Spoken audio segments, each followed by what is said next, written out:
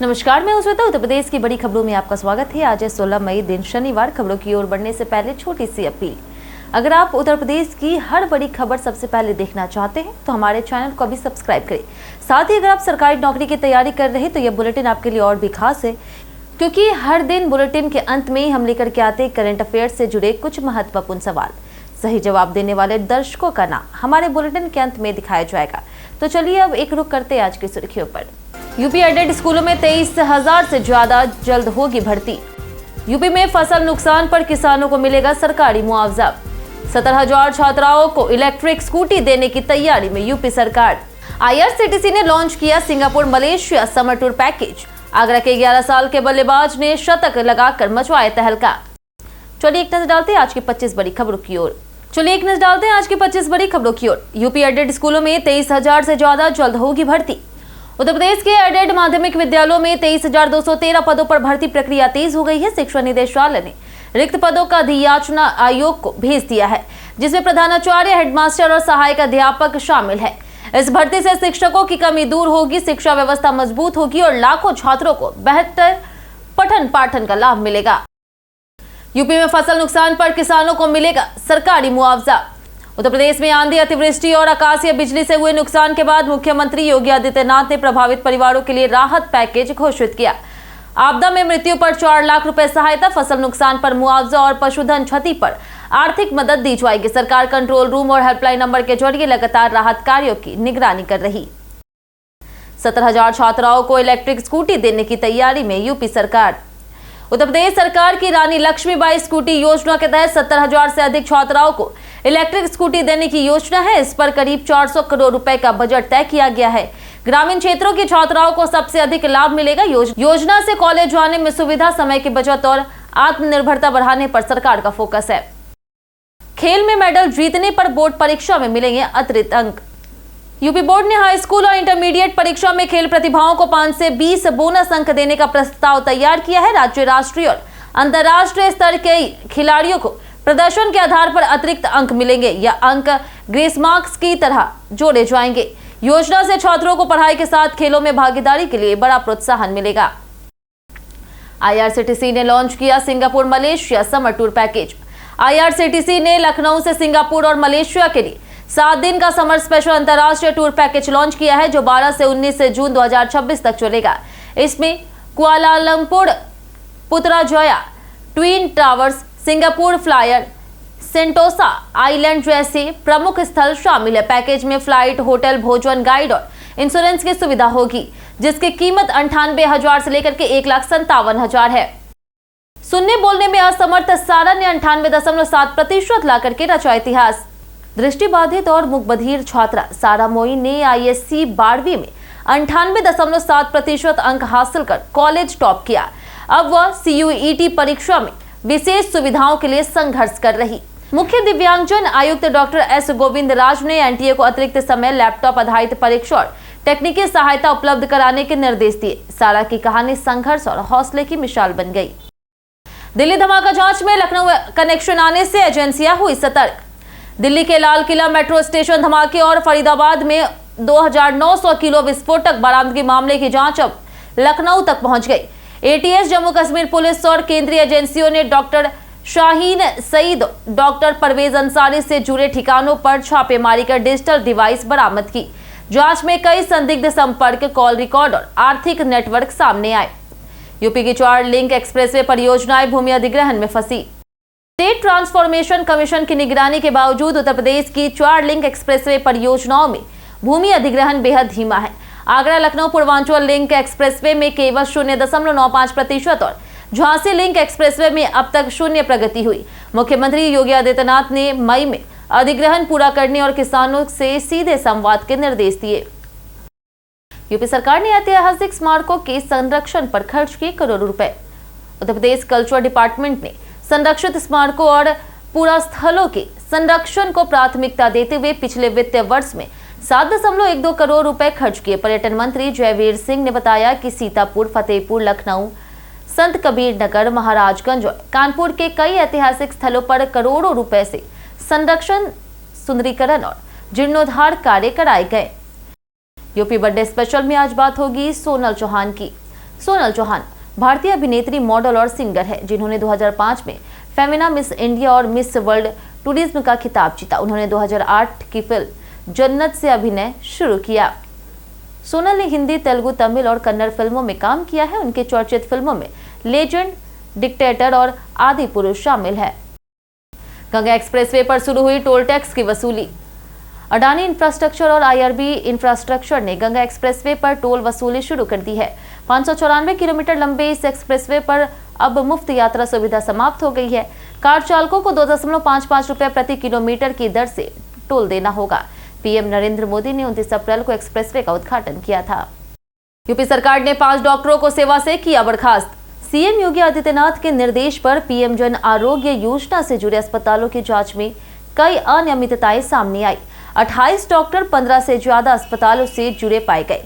सरकार ने 5 डॉक्टरों को बर्खास्त किया है और कई अधिकारियों पर विभागीय कार्रवाई शुरू की। ब्रजेश पाठक ने स्वास्थ्य विभाग में लापरवाही पर सख्त कार्रवाई के संकेत दिए। नए मंत्रियों को जल्द मिलेंगे विभाग, दिल्ली में बनी सहमति। सीएम योगी आदित्यनाथ ने दिल्ली में अमित शाह और नितिन नवीन से मुलाकात कर यूपी मंत्रियों के विभागों और संगठनात्मक बदलाव पर चर्चा की। नए मंत्रियों को जल्द विभाग मिलने की संभावना है। बैठक में 2027 चुनाव, स्थानीय निकाय चुनाव और संगठन विस्तार की राजनीति पर भी मंथन हुआ, जिससे यूपी में बड़े राजनीतिक बदलाव के संकेत मिले। प्रतीक यादव मौत मामला पहुंचा एनएचआरसी, जांच की मांग तेज। राष्ट्रीय मानवाधिकार आयोग में अपर्णा यादव के पति प्रतीक यादव की मौत का मामला पहुंचा है। याचिका में स्वतंत्र जांच की मांग की गई। पोस्टमार्टम रिपोर्ट में मैसिव पल्मोनरी थ्रोम्बोएम्बोलिज्म से मौत और शरीर पर 6 चोटें मिली, जिनमें पुरानी और नई दोनों शामिल है। परिवार ने सीसीटीवी सुरक्षित करने, विसरा जांच और निष्पक्ष निगरानी की मांग की है। जानिए आज कैसे रहेगा यूपी के मौसम का मिजाज। उत्तर प्रदेश में आने वाले दिनों में गर्मी और तेज होने की संभावना है। लखनऊ, कानपुर, प्रयागराज और वाराणसी में तापमान 44 डिग्री सेल्सियस से ऊपर जा सकता है। पश्चिमी यूपी में गर्म हवाएं परेशानी बढ़ाएगी, जबकि पूर्वी हिस्सों में उमस बढ़ेगी। मौसम विभाग ने दोपहर में अनावश्यक बाहर निकलने से बचने और सावधानी बरतने की सलाह दी है। रायबरेली की शारदा नहर में मिले 3 शव। रायबरेली के बछरावा क्षेत्र में शारदा नहर से 2 पुरुषों और 1 महिला के शव बरामद होने से सनसनी फैल गई। शव अर्धनग्न और करीब 10 दिन पुराने बताए जा रहे। पुलिस ने शवों को पोस्टमार्टम के लिए भेज दिया है और आसपास के जिलों में दर्ज गुमशुदगी मामलों की जांच कर रही। हत्या की आशंका से भी इनकार नहीं किया जा सकता। ब्राह्मण समाज पर टिप्पणी से यूपी की राजनीति में बड़ा बवाल। मायावती ने सपा प्रवक्ता राजकुमार भाटी की ब्राह्मण समाज पर टिप्पणी को लेकर के अखिलेश यादव से माफी मांगने की मांग की है। मायावती ने सपा पर जातिवादी राजनीति और ब्राह्मण विरोधी मानसिकता का आरोप लगाया। साथ ही उन्होंने बसपा को ब्राह्मण समाज का सम्मान करने वाली पार्टी बताते हुए 2027 चुनाव से पहले ब्राह्मणों को साधने की कोशिश करती नजर आई। आगरा के 11 साल के बल्लेबाज ने शतक लगाकर मचाया तहलका। वैभव सूर्यवंशी की तरह आगरा के 11 वर्षीय क्रिकेटर प्रियांशु लोधी भी अपनी धमाकेदार बल्लेबाजी से चर्चा में हैं। प्रवीण कुमार क्रिकेट एकेडमी के अभ्यास मैच में प्रियांशु ने 90 गेंदों में 100 रन बनाए, जिसमें 14 चौके और 2 छक्के शामिल रहे। हालांकि उनकी टीम हार गई, लेकिन उनकी बल्लेबाजी ने सभी को प्रभावित किया। मंत्रिमंडल विस्तार से भाजपा ने सहयोगियों को दिए सियासी संकेत। 5 राज्यों के चुनावी नतीजों के बाद यूपी की राजनीति में हलचल बढ़ गई है। भारतीय जनता पार्टी ने सहयोगी दलों राष्ट्रीय लोक दल, निषाद पार्टी, सुभाषपा और अपना दल एस को संकेत दिया है कि वे अपनी राजनीतिक पकड़ मजबूत कर ले। वहीं सहयोगी दल भी 2027 विधानसभा चुनाव को देखते हुए अपने अपने सामाजिक आधार और संगठन विस्तार में जुट गए हैं। पीएम मोदी की अपील पर अखिलेश यादव का साइकिल वाला तंज। अखिलेश यादव ने पेट्रोल डीजल बचत पर नरेंद्र मोदी की अपील पर तंज कसते हुए कहा कि आगे बढ़ना है तो साइकिल ही विकल्प है। वहीं योगी आदित्यनाथ की अपील के बाद मंत्री और जनप्रतिनिधि साइकिल, पैदल और नो फ्यूल डे जैसी पहल अपना करके ऊर्जा संरक्षण का संदेश दे रहे। सोना चांदी महंगा होने से बढ़े मोबाइल और लैपटॉप के दाम। सोना और चांदी की बढ़ती कीमतों का असर अब इलेक्ट्रॉनिक्स, इलेक्ट्रिक वाहन और सोलर उद्योग पर दिखने लगा है। स्मार्टफोन, लैपटॉप, बैटरी, इन्वर्टर और सोलर पैनल बनाने की लागत बढ़ने से उत्पाद महंगे हो रहे। कारोबारियों के अनुसार कई इलेक्ट्रॉनिक गैजेट्स के दाम 20 से 30% तक बढ़ चुके हैं, जिससे ग्राहकों की खरीदारी भी प्रभावित हो रही। संभल में महिला ने 5 दिन के अंतराल में दिए 5 बच्चों को जन्म। संभल के असमोली क्षेत्र में 24 वर्षीय अमीना ने बेहद दुर्लभ मामले में 4 बच्चों को जन्म दिया। खास बात यह रही कि बच्चों का जन्म 5 दिन के अंतराल में हुआ। टीएमयू हॉस्पिटल के डॉक्टरों ने सफलतापूर्वक नॉर्मल डिलीवरी कराई। फिलहाल मां और चारों नवजात स्वस्थ हैं और निगरानी में रखे गए हैं। काशी में वीआईपी काफिले पर विपक्ष का तीखा हमला। भाजपा जिलाध्यक्ष हंसराज विश्वकर्मा के वाराणसी दौरे के दौरान दर्जनों वाहनों का भारी काफिला और बुलडोजर स्वागत चर्चा में रहा। प्रधानमंत्री की ईंधन बजट अपील के बीच हुए इस आयोजन से घंटों जाम लगा है और जनता परेशान हुई। विपक्ष ने इसे वीआईपी संस्कृति और सत्ता प्रदर्शन बताते हुए सरकार पर निशाना साधा। गोरखपुर में तरबूज और मैगी खाने से 9 लोग बीमार। गोरखपुर में एक ही परिवार के 9 लोग तरबूज खाने के बाद मैगी खाने से उल्टी दस्त की चपेट में आकर के बीमार हो गए और अस्पताल में भर्ती कराए गए। एक बच्चे की हालत में सुधार हुआ है। डॉक्टर ने फूड पॉइजनिंग या किसी केमिकल की आशंका जताई। जांच के बाद ही असली कारण स्पष्ट होगा। कई कारणों से दर्ज है भारत के इतिहास में आज की तारीख। 1902 में करमसी जेठाभाई सौम्या का जन्म हुआ, जो एक प्रसिद्ध भारतीय शिक्षाविद थे। 1933 में गुलशेर खान शानी और 1948 में आधुनिक हिंदी कविता के प्रमुख रचनाकार मंगलेश डबराल का जन्म हुआ। 2014 में उद्योगपति रूसी मोदी, 2021 में क्रिकेटर राजवेंद्र सिंह जडेजा और 2022 में कर्नल धर्मवीर सिंह का निधन हुआ। आज राष्ट्रीय डेंगू दिवस भी मनाया जाता है। हम प्रतिदिन आपसे 5 ऐसे जरूरी सवाल उसके जवाब बताएंगे जो कि यूपीपीएससी जैसे अन्य प्रतियोगी परीक्षाओं में काम आएंगे। सवाल इतिहास, यूपी स्पेशल, विज्ञान, करंट अफेयर्स और भूगोल से रहेंगे।